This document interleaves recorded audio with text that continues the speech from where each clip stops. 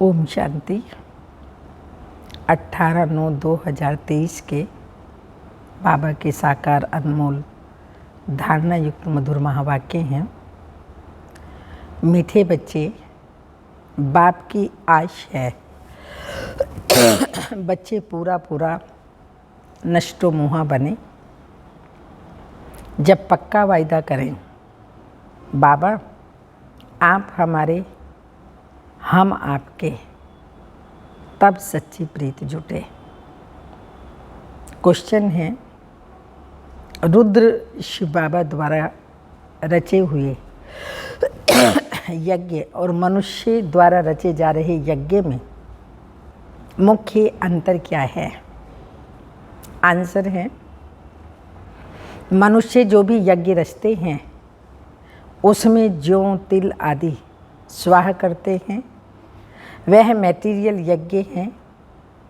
बाप ने जो यज्ञ रचा है यह अविनाशी ज्ञान यज्ञ है। इसमें सारी पुरानी दुनिया स्वाहा हो जाती है। दूसरा, वह यज्ञ थोड़े समय तक चलते। यह यज्ञ जब तक विनाश ना हो तब तक चलता रहेगा। जब तुम बच्चे कर्मातीत अवस्था तक पहुँचे तब यज्ञ की समाप्ति होगी। गीत के बोल हैं, निर्बल से लड़ाई बलवान की। ओम शांति। अभी यह बच्चे जानते हैं, इनको पाठशाला भी कहेंगे और ज्ञान यज्ञ भी कहेंगे। पाठशाला के हिसाब से एम ऑब्जेक्ट तो जरूर चाहिए। अभी यह यज्ञ का यज्ञ भी है और पाठशाला भी है। यह रुद्र ज्ञान यज्ञ हैं। वे लोग इनकी कॉपी करते हैं। मैटीरियल यज्ञ रचते हैं, उनमें जौ तिल आदि की आहुति डालते हैं और दूसरा फिर बहुत बड़ा यज्ञ भी रचते हैं, जहाँ चारों तरफ शास्त्रों को रखते हैं। बहुत बड़ी जमीन ले लेते हैं, फिर एक तरफ चावल, घी, आटा आदि सब रखते हैं और दूसरे तरफ शास्त्र भी सब रखते हैं। जो शास्त्र मांगो वह सुनाएंगे। फिर वहाँ यज्ञ में स्वाहा भी करते रहते हैं। तो बाप कहते हैं, यह रुद्र तो मेरा नाम है। कहते भी हैं रुद्र भगवान ने ज्ञान यज्ञ रचा था, इसका नाम पड़ गया रुद्र ज्ञान यज्ञ। जैसे नेहरू के बाद नाम रखते हैं नेहरू मार्ग, नेहरू पार्क आदि। अब रुद्र तो है भगवान शिव, उसने ही रुद्र ज्ञान यज्ञ रचा है। इस यज्ञ में सारी पुरानी सृष्टि की आहुति पड़ती है। यह कोई की बुद्धि में थोड़ी होगा। कितनी बड़ी सृष्टि है, कितना दूर दूर शहर हैं, सब इस अविनाशी ज्ञान यज्ञ में आहुति पड़ जाएगी। पुरानी दुनिया का विनाश तो जरूर होगा, फिर नई दुनिया बनेगी। विनाश होने में नेचुरल कैलेमिटीज भी मदद करती हैं। तो यह है रुद्र राजस्व अश्वमेघ अविनाशी ज्ञान यज्ञ। अविनाशी माना जब तक विनाश हो तब तक चलता रहे। ऐसा यज्ञ किसका चलता नहीं है। बहुत में बहुत 1 मास चलाएंगे। गीता भी 1 मास सुनाते हैं। अब बाप समझाते हैं, मैंने यह ज्ञान यज्ञ रचा है। यह है राजस्व अश्वमेघ, यानी तुम्हारा जो रथ है उनको स्वाहा करना है। रथ माना शरीर, शरीर माना इस अविनाशी ज्ञान यज्ञ में बाबा ने जो ज्ञान सुनाया है ज्ञान के आधार पर देह का अभिमान तोड़ना, बाबा को अपना तन मन धन सब कुछ स्वाहा कर देना। कोई स्वाहा उस तरह से नहीं करने की बात है, लेकिन अशरीरी आत्मा समझना, देह के भान को खत्म कर देना, ये है स्वाहा करना, बलि चढ़ाना है।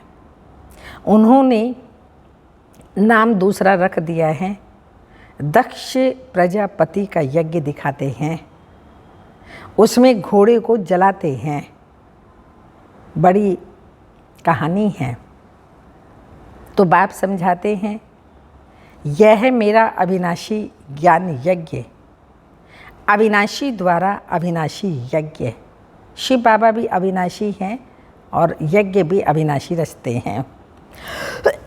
ऐसे नहीं कि सदैव चलता रहेगा, जब सारी दुनिया के स्वाहा होने का समय आए तब तक यह यज्ञ चलना है, क्योंकि बाप है ज्ञान का सागर।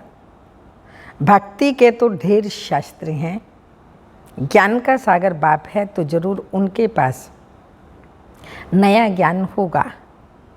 बाप अपना पूरा परिचय देते हैं और फिर सृष्टि चक्र कैसे फिरता है यह भी समझाते हैं, जिससे आत्मा त्रिकालदर्शी बनती है। त्रिकालदर्शी पने का ज्ञान और कोई दे न सके। एक तो ज्ञान को धारण करना है, दूसरा तुम बच्चों को योग बल से विक्रमाजीत बनना है। जन्म जन्मांतर के पापों का बोझा जो सिर पर है वह जलने में टाइम तो लगता है ना, 63 जन्मों का बोझा है तो योग अग्नि है। योग अग्नि में पुराना 63 जन्मों का पापों का बोझा बाबा ने कहा जला देना है, उसमें टाइम तो लगता है। कितने वर्ष हुए हैं तो भी कर्मातीत नहीं हुए हैं। कर्मातीत अवस्था जब आती है तब यज्ञ भी समाप्त होता है। ये बहुत बड़ा भारी यज्ञ है। आसार भी देखते हो, तैयारियां हो रही हैं। आगे चलकर तुम देखेंगे नेचुरल कैलेमिटीज की भी तैयारियां हो रही हैं।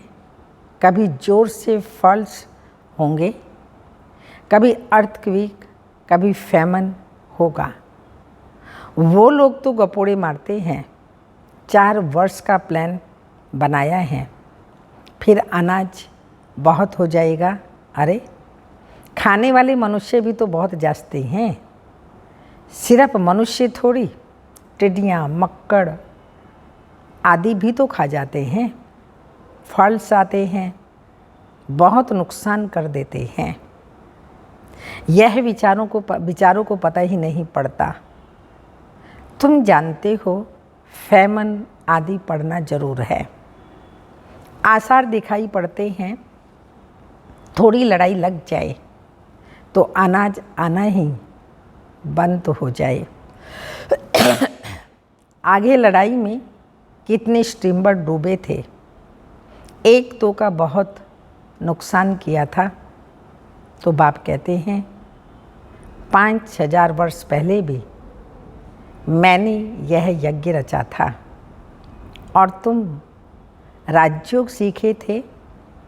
यज्ञ रचा जाता है ब्राह्मणों द्वारा। गीता में तो लड़ाई आदि की बातें लिख दी हैं, संजय आदि भी हैं। ये सब है भक्ति मार्ग की सामग्री। यह भी अविनाशी है। फिर से भक्ति मार्ग में वही सामग्री निकलेगी। रामायण आदि जो भी शास्त्र निकले हैं फिर निकलेंगे। जिन्हों की राजधानी चली है, अंग्रेज आए, मुसलमान आए, यह सब हो करके गए हैं, फिर आएंगे, फिर भी पार्टीशन होगा। इन बातों को तुम जान सकते हो। तुम्हारे में भी नंबरवार हैं। कोई तो कुछ भी नहीं जानते। तो बाप समझाते हैं कितने यज्ञ रचते हैं। उन्हों को समझाना है वास्तव में अश्वमेघ अविनाशी रुद्र ज्ञान यज्ञ जो रुद्र शिव भगवान ने ही रचा था, श्री कृष्ण ने नहीं रचा। श्री कृष्ण का वही चित्र तो सतयुग में मिलेगा, फिर कभी मिल ना सके। सतयुग में सुख शांति संपत्ति सब होता है, वहाँ कोई आपदाएं नहीं आती जो यज्ञ रचना पड़े। श्री कृष्ण वहाँ सदा सुखी 16 कला संपूर्ण निर्विकारी है, तो स्वर्ग माना ही सदा सुख, तो वहाँ यज्ञ आदि रचने की बाबने का आवश्यकता ही नहीं है। फिर कभी श्री कृष्ण भी सतयुग के सिवाय और कभी हो ही ना सकता, क्योंकि वह नाम रूप देश काल तो सब बदलता जाता है, ऐसे तो हो ही नहीं सकता। श्री कृष्ण आकर अपने को पतित पावन कहलाए।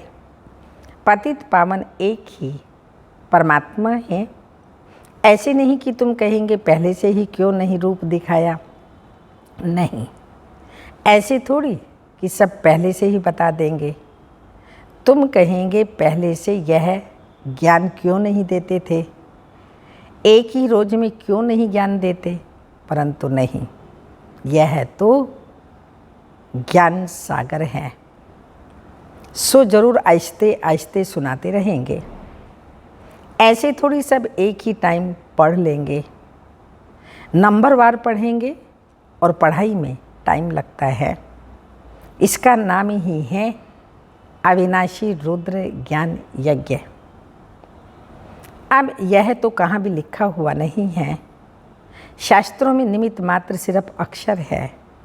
भारत का प्राचीन सहज राजयोग।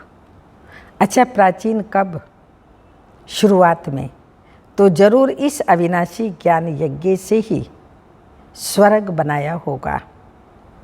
बाप कहते हैं, मैं आता हूँ कल्प कल्प संगम युगे। उन्होंने भूल कर दी है, टाइम भी बदल दिया है। द्वापर में ले गए ना श्री कृष्ण को, फिर सतयुग की आयु लाखों वर्ष दे दी है, गपोड़े लगा दिए हैं। यह तो हैं 4 भाग। स्वास्तिका में भी 4 हिस्से कर देते हैं, ज्ञान और भक्ति। आधा कल्प ज्ञान दिन, आधा कल्प भक्ति रात। सतयुग त्रेता ब्रह्मा का दिन, द्वापर कलयुग ब्रह्मा की रात। ज्ञान की प्रारब्ध मक्खन मिलता है, भक्ति की प्रारब्ध छाछ मिलती है। गिरते गिरते एकदम ख़त्म हो जाते हैं। नई दुनिया को फिर पुराना जरूर बनना है। कलाएं कम होती जाती हैं, इसलिए अब इसको भ्रष्टाचारी विशेष कहा जाता है। आसुरी दुनिया है ना, तुम जानते हो। इन भक्ति आदि करने से कभी भगवान नहीं मिल सकता। भक्ति तो करते ही आए हैं, बंद होती नहीं, आधा कल्प चलती है। अगर भगवान मिल जाए तो भक्ति बंद हो जाए ना। आधा कल्प भक्ति को चलना है। ये सब बातें मनुष्यों को समझानी पड़ती हैं। दुनिया नई कैसे बनती है, इसका चित्रों से साक्षात्कार कराना है। पुरानी दुनिया खत्म हो, फिर नई दुनिया होती है। अब एग्जीबिशन आदि की किसी बड़े से ओपनिंग करानी होती है, मदद तो लेनी पड़ती है ना। उनको फिर थैंक्स दी जाती है, बधाई देने के लिए तार दी जाती है। कितने बड़े बड़े टाइटल अपने ऊपर रखवा दिए हैं। श्री श्री का टाइटल भी रखा लिया है। श्री श्री बाप समझाते हैं, श्रेष्ठाचारी दुनिया थी, अब भ्रष्टाचारी है।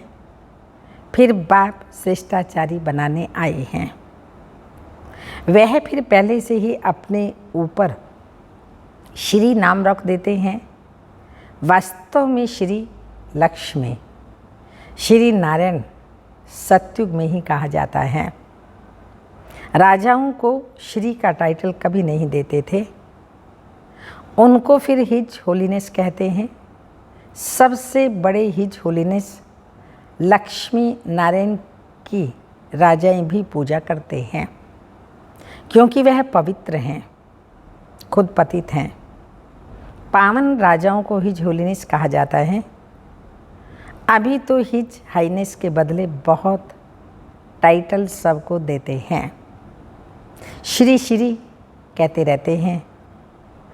अभी बेहद का बाप तुमको श्री बना रहे हैं। श्री अर्थात पवित्र, श्रेष्ठ, पावन।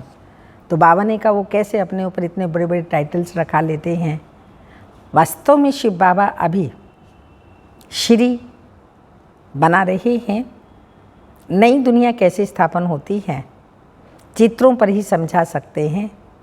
हम भ्रष्टाचारी से शिष्टाचारी बनाने की सेवा करते हैं। आप ओपनिंग करो, उन्हें समझाना चाहिए। सेकंड में जीवन मुक्ति गायब हुआ है ना, समझाने वाला बड़ा एक्टिव होना चाहिए, फुर्त होना चाहिए। मिलिट्री वाले कितने टिप टॉप रहते हैं, तुम बच्चों का नाम कितना बड़ा है। कौन सा है नाम? शिव शक्ति सेना। ये ज्ञान मिलता ही है अबलाओं अहिल्याओं को। यहाँ की बातें ही वंडरफुल हैं। ऊंचते ऊंच भगवान और पढ़ाते देखो किन्हों को हैं, अहिल्याएँ कुब्जाएँ। हाँ, किसको पढ़ा रहे हैं? अहिल्याएँ कुब्जाओं को, भगवानों वाच्य उन्हों को ही राजयोग सिखलाता हूँ। ड्रामा में ऐसी नोंद है, परंतु अपने को सब पापात्माएं समझते थोड़ी हैं। तो बाप कहते हैं यह अंतिम जन्म पवित्र बनेंगे तो 1 सेकंड में जीवन मुक्ति पा सकते हो। आते तो बहुत हैं, ज्ञान सुनते हैं, सुनाते हैं। तो बाबा ने कहा आते तो बहुत हैं। आश्चर्यवत सुनंती कथनती, बाबा का बनंती, फिर भी गिरंती और भागंती हो जाते हैं। यह शुरू से लेकर होता रहता है। सुबह को कहेंगे, हाँ सुबह को कहेंगे हमको पक्का निश्चय है, शाम को कहेंगे मुझे तो संशय है, मैं जाता हूँ, मैं चल नहीं सकता, मंजिल ऊंची है, मैं छुट्टी लेता हूँ। ड्रामा की भाभी बाप को फारकती दे देते हैं। माया इतनी प्रबल है जो चलते चलते थप्पड़ मार देती है। बच्चे कहते हैं बाबा माया को कहो थोड़ी नर्म हो जाए। बाबा कहते हैं मैं तो माया को कहता हूँ खूब गर्म हो। बाप कहते हैं खबरदार रहना। ऐसे नहीं कि माया थप्पड़ मार दे और तुम फंस पड़ो। तुम मांगते ही हो जनक मिसल ग्रस्त व्यवहार में रहते जीवन मुक्ति पाएं। तो बाप कहते हैं एक जन्म पवित्र बनो तो तुम स्वर्ग के मालिक बनेंगे। मनुष्यों की जहर से विकारों से कितनी दिल है, जहर माना विकार, चलते चलते गिर पड़ते हैं। हम शादी करना नहीं चाहते तो गवर्नमेंट कुछ कर नहीं सकती, समझा सकते हैं। हम पतित बने ही क्यों जो पुजारी बन सबके आगे सिर झुकाना पड़े। मैं कुमारी हूँ तो सब मेरे आगे सिर झुकाते हैं, तो हम क्यों ना पूज्य रहें। तो बेहद का बाप कहते हैं पवित्र पूज्य बनो। एक ही राज्यों का इम्तिहान है, कितने चढ़ते और गिरते हैं हर एक। हाँ बाबा कहते कितने आए कितने चले गए और कितने हैं जो चढ़ते रहते हैं गिरते रहते हैं, लेकिन हर एक आत्मा अपना अपना पार्ट बजाती है। रिजल्ट फिर भी वही रहेगी, कौन सी? जो कल्प पहले हुई होगी। यह ड्रामा है और हम एक्टर्स हैं। पूरा नष्टो मोहा बने तब बाप से पूरी प्रीत जुटे। बाबा बस हम तो आपको ही याद करेंगे, आपसे वर्षा लेकर के ही छोड़ेंगे, ऐसी प्रतिज्ञा करनी पड़े। बाबा से ऐसी प्रतिज्ञा करो, मेरा तो एक शिव बाबा, दूसरा ना कोई। बाबा मैं आपका हूँ और आपसे वर्षा लेकर के ही छोड़ूंगा। तब स्त्री पुरुष दोनों पवित्र बन स्वर्ग धाम में जा सकें, दोनों ही ज्ञान चिता पर बैठ जाएंगे। ऐसे बहुत जोड़े बनेंगे जिन्होंने यज्ञ में गंधर्व विवाह किया, जैसे हमारे रमेश भाई, उषा बहन थी, शुक्ला बहन सुंदरलाल जी, लक्ष्मण जी सुंदरी बहन जी, मेहता भाई साहब, कोकिला बहन आदि आदि। बहुत से ऐसे जोड़े जो बाबा ने पहले कहा, और बहुत ऐसे जोड़े निकले जो बहुत जोड़े बनेंगे। फिर जल्दी जल्दी झाड़ बढ़ना है, बढ़ना शुरू हो जाएगा, बढ़ना ही है और वो शुरू हुआ और बढ़ता ही जा रहा है, बढ़ता ही जा रहा है। अच्छा, मीठे मीठे सिक्की लदे बच्चों प्रति माता पिता बाप दादा का याद प्यार, गुड मॉर्निंग, डायमंड मॉर्निंग। रूहानी बाप की रूहानी बच्चों को नमस्ते। हम रूहानी बच्चों के रूहानी माता पिता बाप दादा को याद प्यार, गुड मॉर्निंग, डायमंड मॉर्निंग, ओम नमस्ते। धारणा के लिए मुख्य सार है, इस अविनाशी ज्ञान यज्ञ में अपने इस रथ सहित, शरीर सहित सब कुछ स्वाहा करना है। तन मन धन समय संकल्प श्वास मन वाणी कर्म देही सहित सब कुछ इस यज्ञ में बाबा ने कहा स्वाहा करना है। सर्विस के लिए बहुत बहुत चुस्त और फुर्त बनना है, एक्टिव बनना है। सेकंड पॉइंट, माया कितनी भी गर्म हो सावधान रहे, उसके थप्पड़ से स्वयं को बचाना है।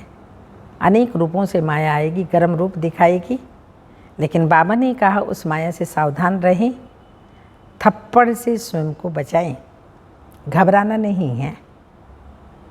वरदान है, दया भाव को धारण कर, दया भाव को धारण कर सर्व की समस्याओं को समाप्त करने वाले मास्टर दाता भव, मास्टर दाता भव।